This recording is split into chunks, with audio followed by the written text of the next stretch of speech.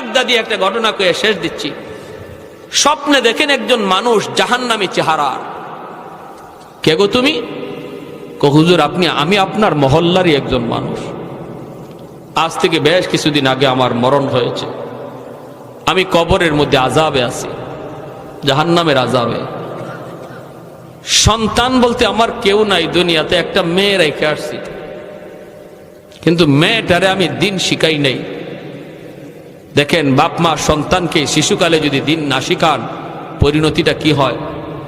সন্তানকে শিশুকালেই মাদ্রাসায় পড়ান, মাদ্রাসায় 5 বছর মাদ্রাসায় পড়ান, তারপরে তারে ডাক্তার বানাইয়েন, ইঞ্জিনিয়ার বানাইয়েন, প্রফেসর বানাইয়েন। 5 বছর মাদ্রাসায় পড়াইলে সন্তানটা মুসলমানই শিখবে, বাপ মার কদর শিখবে, আলেম উলামার কদর শিখবে, কোরআনের মহব্বত অন্তরে জাগা দিবে।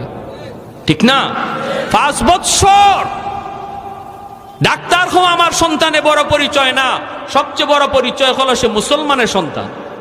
এজন্য সবার আগে তারা মুসলমানই শিখাইতে হবে। ওই লোক বলতেছে হুজুর আমার মেয়েটারে আমি মুসলমানই শিখাই নাই, যার কারণে আমার মেয়েটা খারাপ লাইনে চলে গেছে, খালি গুনার কাজ করে, গুনার কাজ করে, পরকালে কোনো ফিকির নাই। আল্লাহ আমাকে জানায়া দিছে, আল্লাহ আমাকে জানাইছে বান্দারে আজ কবরের মধ্যে তুই আযাবে আসো, আযাবে আসো।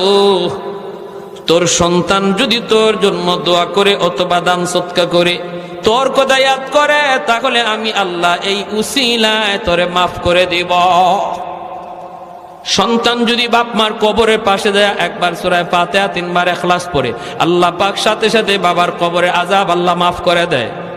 মার কবরের পাশে যদি সন্তান একবার ফাতিহা 3 বার ইখলাস পড়ে, আল্লাহ মার কবরের আযাব আল্লাহ মাফ করে দেয়।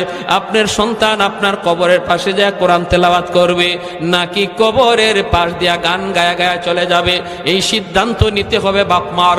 শিশুকালে যদি মাদ্রাসায় পড়ান তাহলে কবরের পাশ দিয়া গেলেও কোরআন তেলাওয়াত করবে। ঠিক না?